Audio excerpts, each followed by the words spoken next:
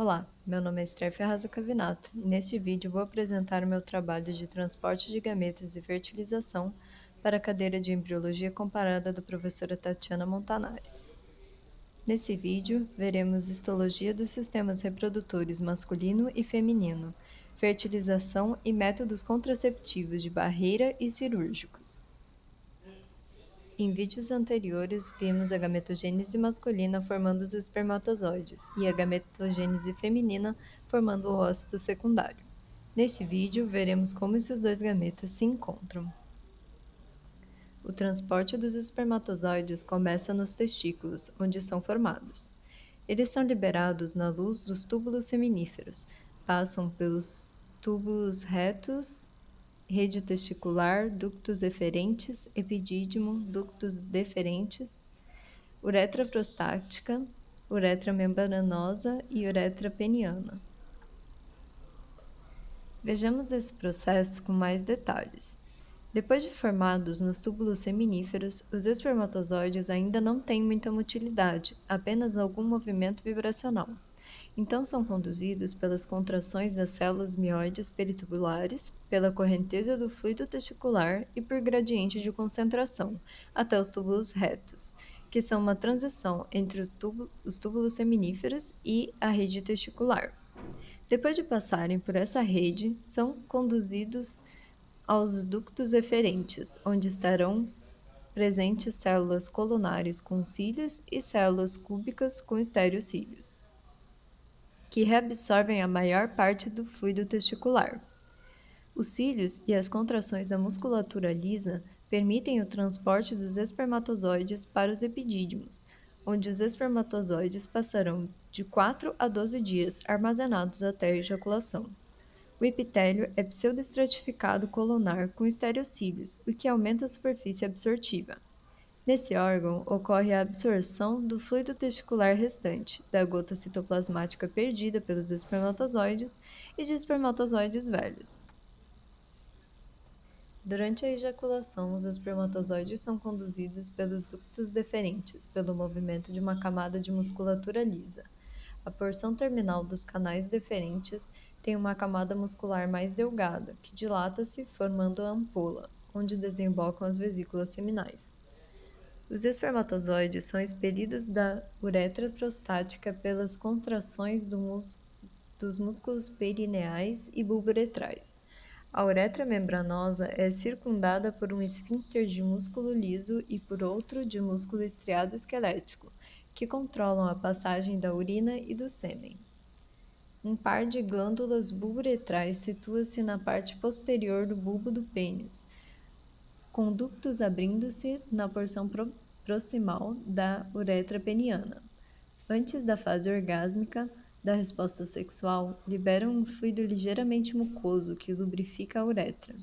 Durante o orgasmo, há uma ejaculação do sêmen, que na verdade são frações expelidas em sequência.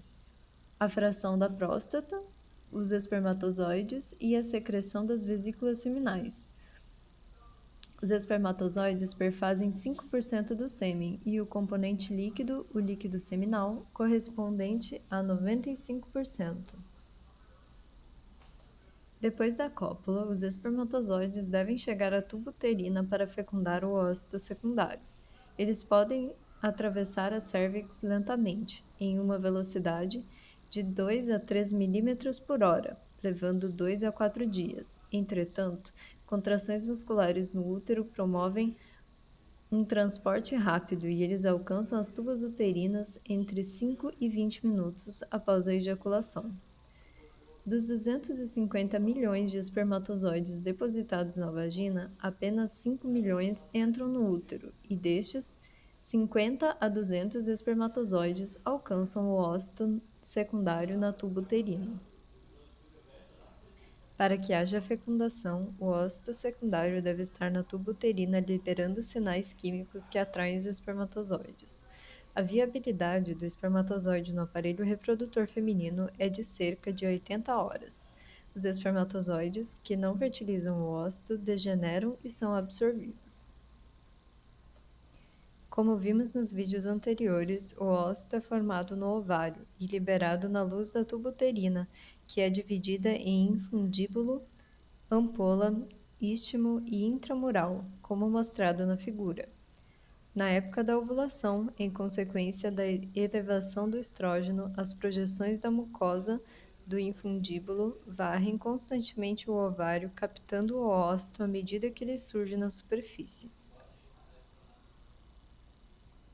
Neste slide, temos alguns cortes histológicos do infundíbulo, ampola e istmo, além de um desenho esquemático mostrando a intramural. O infundíbulo é a região da tuba que possui maior quantidade de pregas na sua mucosa. Em consequência, o lúmen fica reduzido em volume e se restringe aos delgados espaços entre as pregas. É na ampola que geralmente acontece a fertilização. As tubas possuem um epitélio simples colunar ciliado, que inclui células endócrinas e células secretoras. As células secretoras são células colunares com microvílulos. Produzem um fluido aquoso rico em potássio, cloro e proteínas do soro, como imunoglobulinas. Esse fluido fornece nutrientes para os gametas e o embrião inicial. Abaixo da mucosa há uma camada muscular constituída por subcamadas interna circular e externa longitudinal, que ajudarão no transporte do ócito. O transporte do embrião pela tuba leva 3 a 4 dias, sendo que há um transporte lento na ampola, cerca de 72 horas, e um mais rápido pelo istmo e pela região intramural, de 8 horas. Sob a influência da progesterona, a junção uterotubária relaxa e permite a entrada do embrião na cavidade uterina. A fertilização em humanos dura em torno de 24 horas. Vamos ver as suas etapas. Os espermatozoides sofrem a capacitação ao migrarem pelas secreções femininas, como o muco cervical e o fluido folicular. Há o despreendimento de uma cobertura superficial de glicoproteínas e proteínas oriundas do líquido seminal e a alteração dos componentes da membrana plasmática do espermatozoide. Em muitas espécies foi verificada diminuição na quantidade de colesterol e a perda de proteínas e carboidratos da membrana plasmática. É possível que essas mudanças aumentem a atividade respiratória e a motilidade do espermatozoide e desbloqueiem as proteínas que se ligam à zona pelúcida. A reação acrossômica acontece nas vizinhanças do ócito, quando o influxo de cálcio 2+, provoca a infusão da membrana externa do acrossomo com a membrana plasmática do espermatozoide em vários pontos. Nesses locais, as membranas rompem-se, liberando as enzimas do acrossomo. A hialuronidase, por exemplo, degrada o ácido hialurônico, um glicosaminoglicano da matriz extracelular da corona radiata. A protease acrosina, situada na membrana acrossômica interna, fica exposta e dirige as glicoproteínas da zona pelúcida. Os movimentos da cauda também contribuem para a passagem dos espermatozoides pela corona radiata e pela zona pelúcida. A zona pelúcida é constituída por 4 glicoproteínas sulfatadas secretadas pelo ócito. 2 delas interagem para formar complexos filamentosos longos e interconectados. Uma glicoproteína presente na membrana do espermatozoide liga-se a uma das glicoproteínas do ócito, enquanto outra os mantém ligados. A fusão das membranas é promovida pela fertilina, uma glicoproteína transmembrana do espermatozoide, com domínio que se liga à integrina da membrana do ócito e uma região extracelular hidrofóbica. Em 3 segundos ocorre o bloqueio à poliespermia, uma despolarização da membrana do ócito devido ao influxo de cálcio 2+, e o potencial de repouso muda do negativo para o positivo. Com a membrana plasmática positiva, outro espermatozoide não consegue inserir a proteína fusogênica, também de carga positiva. Esse bloqueio tem curta duração, cerca de 1 minuto, mas é tempo suficiente para que um bloqueio definitivo seja desencadeado. A onda de cálcio 2+, promovida pela entrada do espermatozoide, resulta na ativação da enzima ChemKinase 2 e na consequente degradação da ciclina do MPF. Assim, o ócito completa sua meiose, transformando-se em óvulo e liberando o segundo corpúsculo polar. Com a substituição das protaminas pelas estonas acumuladas no citoplasma do oócito, o material genético do espermatozoide descondensa-se. Os envoltórios nucleares desintegram-se e os cromossomos pareiam-se. Tem-se uma célula diploide, o zigoto. Algumas organelas oriundas do espermatozoide são degradadas, a exemplo das mitocôndrias. Por esse motivo se diz que herdamos o DNA mitocondrial da mãe.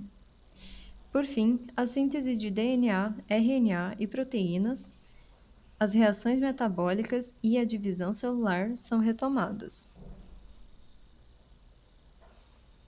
Agora vamos ver uma animação sobre a fecundação feita pela DW Brasil.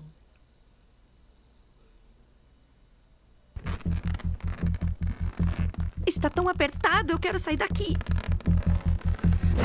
Quando são liberados, os espermatozoides têm uma maratona pela frente. Comparando conosco, é como se tivessem que percorrer uma distância maior que é entre o Rio e São Paulo.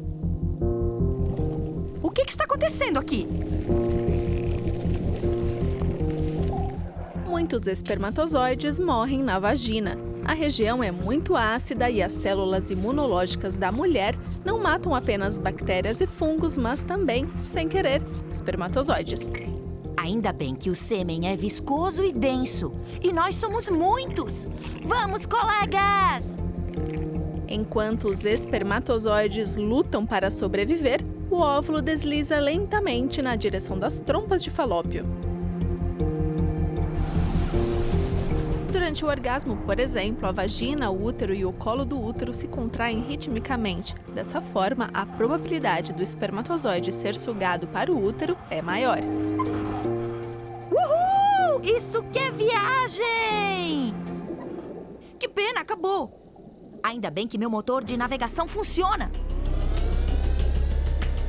O esperma se torna mais líquido e os espermatozoides cada vez mais ativos. Eu confio na minha hélice Turbo 3D e na minha sofisticada técnica de sacudir a cabeça. Os espermatozoides se orientam pela parede do útero e nadam cada vez mais rápido. E agora? Para a direita ou para a esquerda? O truque que usam para identificar a trompa de Falópio correta ainda é desconhecido. Direita, esquerda, não, direita. Os pelinhos nas paredes da trompa de Falópio transportam o óvulo. O fluxo de fluido destes pelos ajuda o deslocamento dos espermatozoides. Sempre em frente! Muitos espermatozoides se perdem nas trompas de Falópio. Mas, pouco antes da meta, o óvulo ajuda na orientação. Ele emite prostaglandina. O esperma segue essa trilha química. Olha lá! Já posso ver! Já vou preparar minhas enzimas de penetração. A membrana que envolve o óvulo é formada por glicoproteínas. Os espermatozoides tentam perfurá-la. Estou chegando! E nesse momento mágico, um espermatozoide consegue penetrar. Ele se desprende da cauda e, no mesmo instante, o óvulo fecha sua membrana. Os espermas restantes ficam de fora. Mas que droga!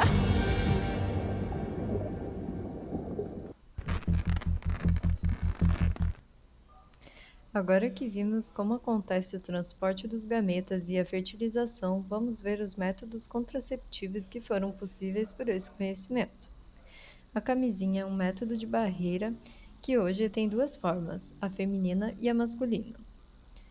Outro método de barreira é o diafragma. Ele deve ser colocado com espermicida antes da relação sexual e permanecer no lugar durante pelo menos 6 horas, mas nunca mais que 24 horas.